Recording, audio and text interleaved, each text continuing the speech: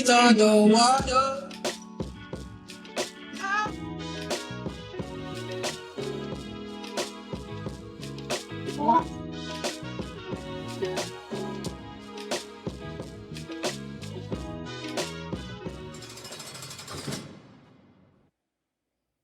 Y'all know what's going on. It's time for another episode of Doing Time with Joe. I'm your host, Joe Baker.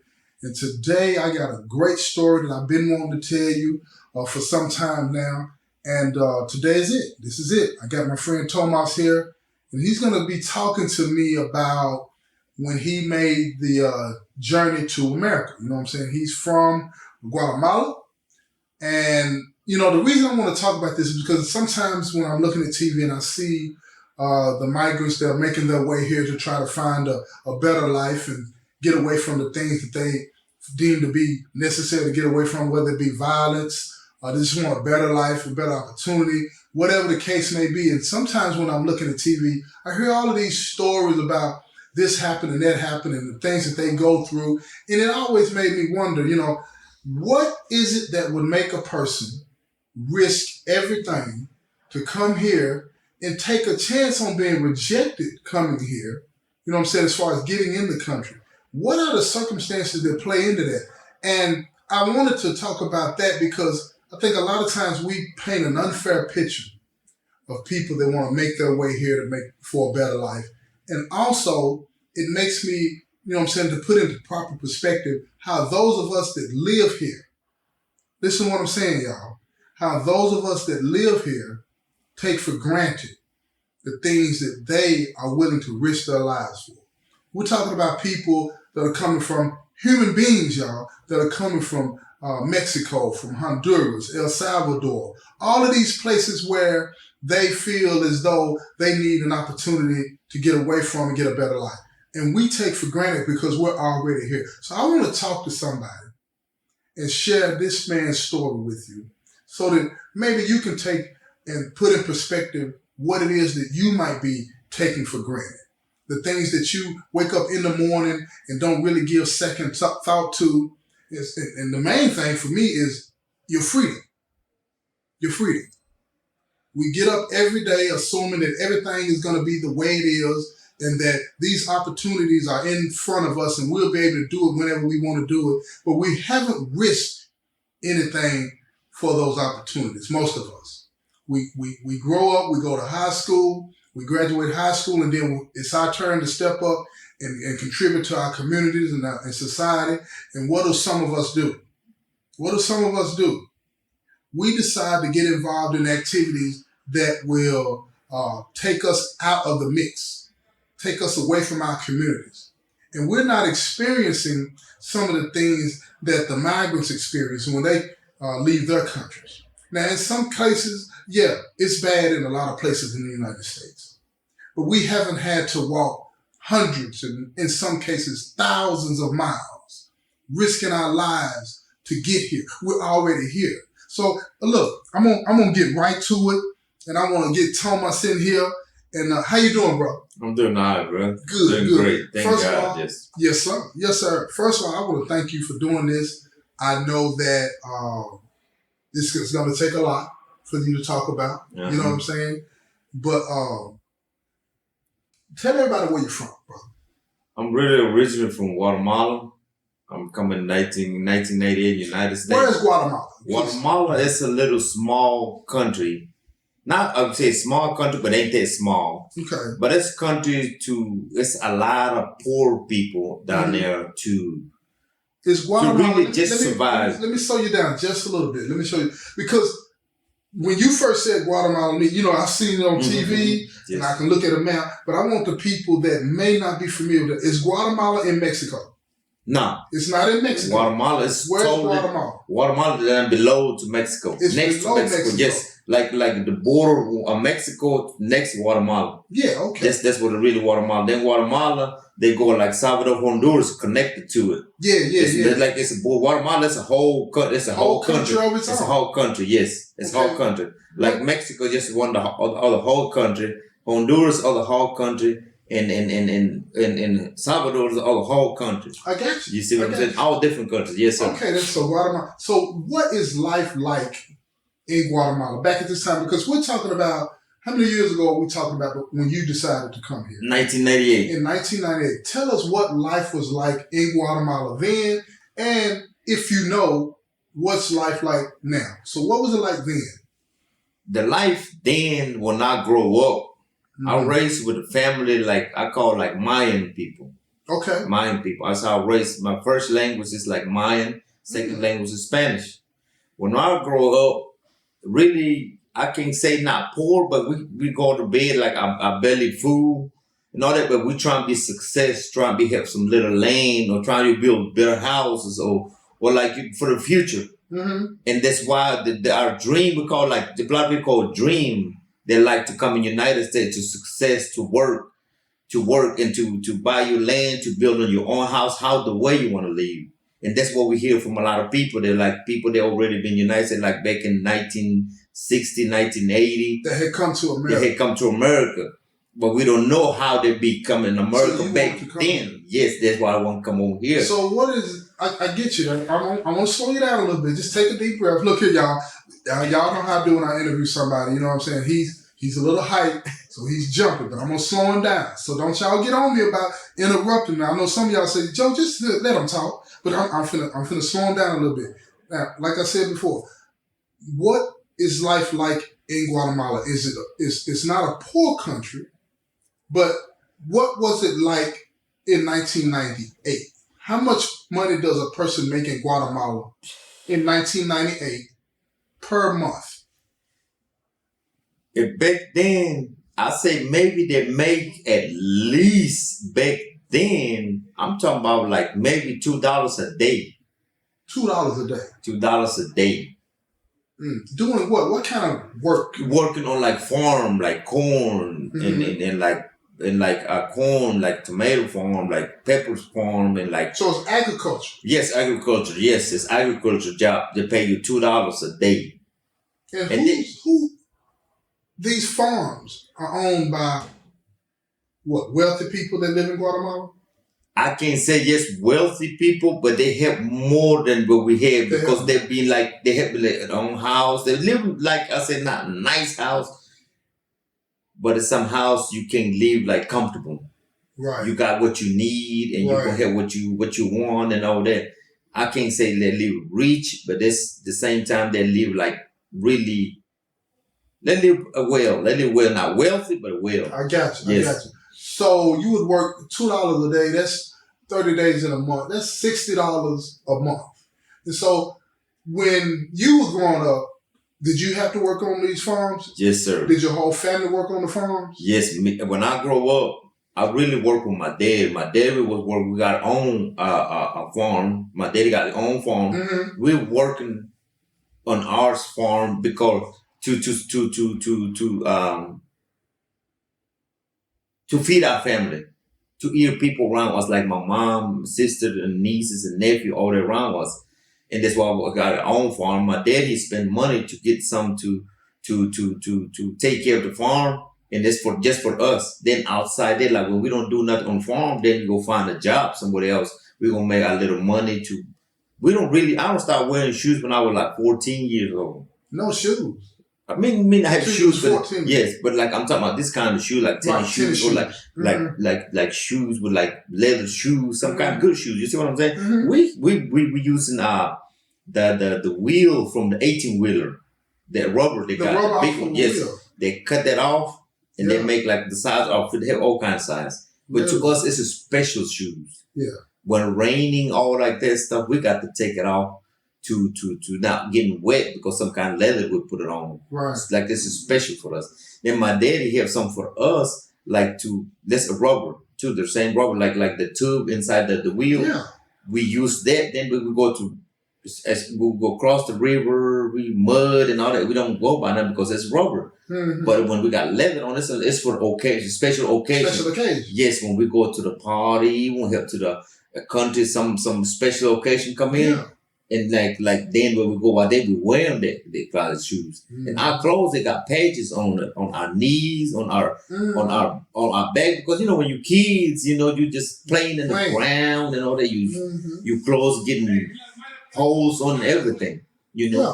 And then that's why most of the time we use them. My mom, she put pages on it. Yeah. And then we'll go to the special occasion, then we're gonna wear them some good nice like stuff. nice stuff. Mm-hmm. But we gotta take it when we come back, so we come back, take it out, put it back up to next occasion again. Yeah. But that's how we grown up to more take care of us, and like we're not working on farm, then we go work somebody else. That's what we make. And we not keep the money like save, like he like got your saving account and your regular account, and like then you have a plan to get your house and you save some money. Nothing though that you can't do that. Why can't you?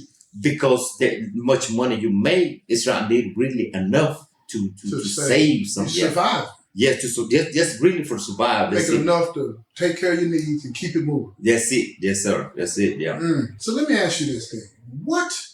Well, okay, before I get to this question, what is life like over there now? Is it the same? Because we got people today that are still coming right. from Guatemala. Yes, and I can't say not the same, but the people that already got their family on this side over here, in the United States right now, they live well right now. Right. They got their own land. They got their own land. They build their own house. They got their own car. Here in America. And they take some, and the people in America, they send some money down there. Right. But the people that don't got nobody in the United States, they're still struggle down there. They still struggle down there, and they're trying, like a lot of kids, they're growing up 14, 15, 16 years, 17, 18 years old. They're trying to come over to the United States right now because that's the only way they can like look after their family down there, like mom and dad or brother or sister down there in Guatemala. So it's kind of like a person over here that grew up in a small town and they go off to the big city and work and send money back home to help take care of their family. Yes, that's you know true. what I'm saying? So the opportunities down there are limited. Yes, that's right. The opportunity down there in our country is still like, I'm talking about my daughter, she's on here right now. 2-3 years ago, she got it. Like, she got it, but 3 years ago, she was making $100 a month. Yeah. With 2 kids. Right. Down there in Guatemala. Right. I'm talking about like with this now and back then, it's a little different, but it's still the same thing. $100 a month with 2-3 kids ain't nothing. Wait a minute. This is just a couple of years ago. So 3 years she was ago. making $100 a month. Down there was down there. Guatemala. Yeah, when she was down in Guatemala. Oh man. And now she got up here. Now she got her kids, got her family over here. She got together. Now she started right now. She's still not all the way to on her feet, but she's starting right now. Yeah. Okay, so let me ask you this. Let's get back to the business. So, what made you decide? What were the circumstances? What was going on at the time? And how old were you at the time you said, I want to go to America? Okay. What was happening? When I was like 16 years old, when I grew up, I found me a girlfriend. Me and a girlfriend was down there. She was 16. I was 16. We got together with her. And we started having kids. My oldest daughter, you know. At 16? Yeah. This is about 18. By 18, yeah. By my time 18, yes. By my time 18. Then when I got together and like, I tried to build my house, but my father-in-law, he helped me with the house. I can't say I built the whole house. I can't because it's made out of dirt anyway. And some house just out of dirt. It's nothing like concrete, nothing like special house, nothing like that. Not concrete inside, not all dirt inside. It's dirt. But it's not dirty, but it's dirt inside. Yeah, but we can live in it. We have like bed. It's not like this, like a bed, like regular bed, nothing. Just sometimes we use like a wood. A wood we use in like what they call that, like plank. A plank. Yeah, like a plank. Yes, like a pallet. Yes, like a pallet. Yeah. That's what we use. When we use that, we put no mat, nothing on top of it. We use some kind of carpet made out of some little thing. Just lay on there. Something to cover it up with. Yes, that's it. Yes, but our blankets, we got blankets. I can complain about blankets. But I'm talking about mat. We don't use nothing. We just sleep like nothing. But we got blankets and we got a pillow and all that. We straight. We got a little own kitchen, all that. Then it's how I built my house. Then when I decided, my father-in-law, he asked me. He said he was hearing about it, and he said, "What about if you want to go United States?" Your father-in-law brought my father-in-law, yes. He said, "Look, I got somebody." He said we can borrow some money from him. They charge 5%. 5%. 5%. He said, but we need at least $3,000, which is the money. The money down there is gonna be like $20,000 the quetzales, we call quetzales, 20,000. Quetzales, 20. That's the dollar. Just the, Okay. That's then my father-in-law, he brought it to me, but the first time I was scared. I said, no, I didn't know nothing about the United States. How am I gonna know about the United States? Right. And I can't speak no English. I have no education. I have no 18 years old. You know. I never been out of my country. And how I gonna get in the United States? Right. But he asked me, and I told him, I said, all right, let me see. I got a neighbor. He already down here in the United States. And I went to his father to talk to him. And I said, man, look, can you do me a favor, talk to your son? Can he receive me when I get over in the United States? And he asked me, he said, yeah, no problem. He said, I don't talk to my son. My son, he glad to do that, to accept you when you get in the United States. Because I don't tell him about the money, nothing. I'm going to put, my father-in-law going to put the money. Okay. But between all that, my father-in-law, he said, but look, one thing we got to work on it. We got to be responsible for it. I said, what is it? He said, the title of my house, my land. He said, I'm going to give that to the person, give the money. So he put up his land and his house. Yes. To get you the money. You all want to get me to the United States. Here. And how much was that again? It was like $3,000. $3,000. $3,000. But the money that I multiplied that is 21,000. It's 3,000 American dollars. But in Guatemala, it's 21,000 quetzales. Quetzales. Yes. And man. And then, but my father-in-law, he told me, he said, man, he said, but I see in you, he said, you're a lot of responsible. He said, you're responsible. He said, I trust in you. He said, look, but I was scared first. Then like he encouraged me. He said, look, that's good for you, for your family, and it's for your future. Yeah. When you get to the United States, make sure to get that money, pay the money. I said, okay. And that's how the way, because the circumstances in my country, in that country that time, like I said, I work, I make $2-3 a day. It's how much? $15 a week. It really nothing. And I already got my girlfriend, my wife, I call wife or girlfriend, and live with me.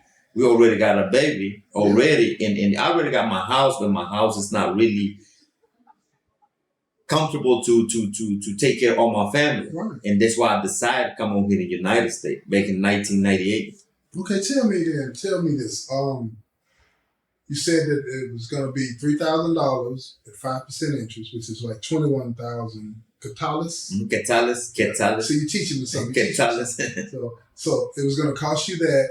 Now this money was going to be paid to the person. These are the owe the money. Okay, let me ask you this, because I hear this term all the time on TV called coyote.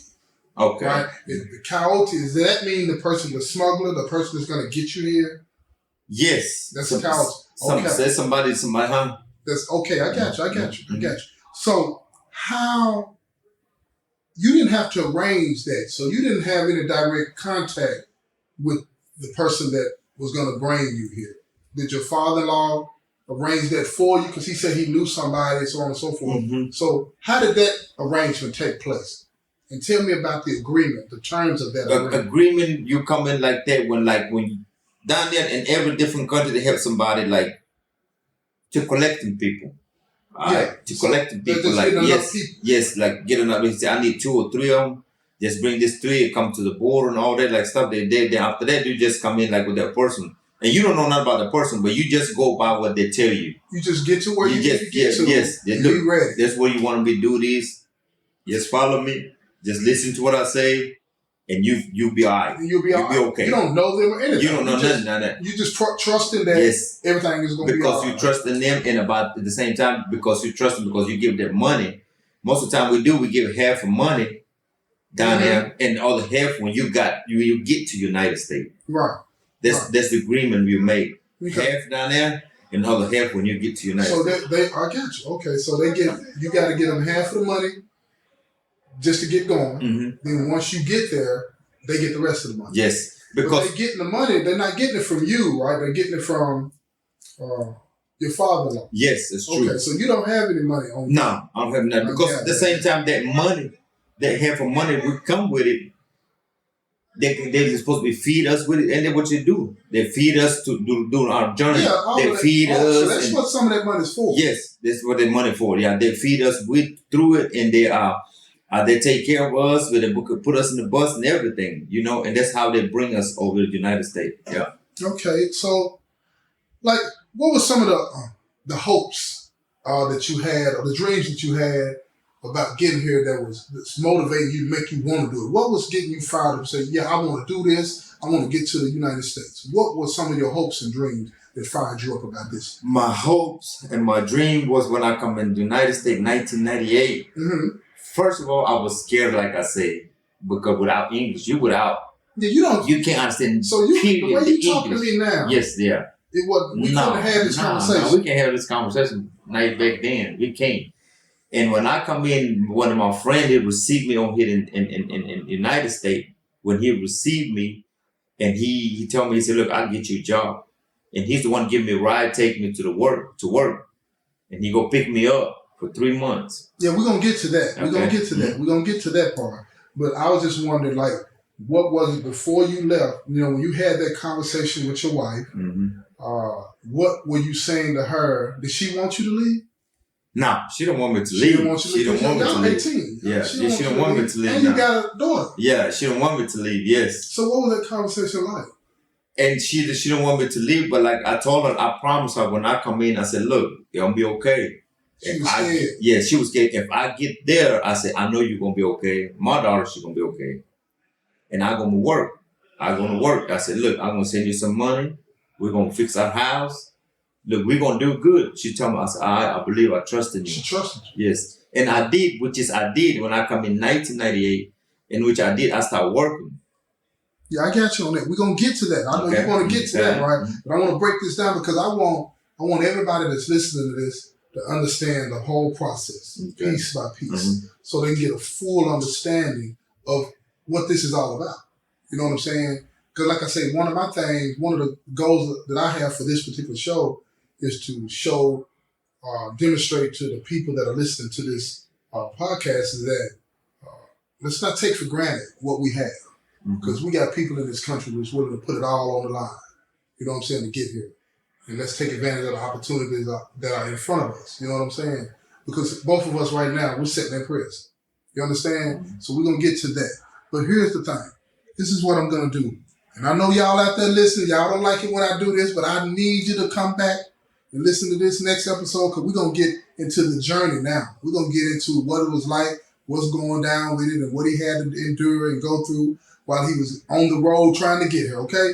So this has been another episode of Doing Time with Joe. I'm your host, Joe Baker, and I say peace, y'all. I've been trying to breathe underwater.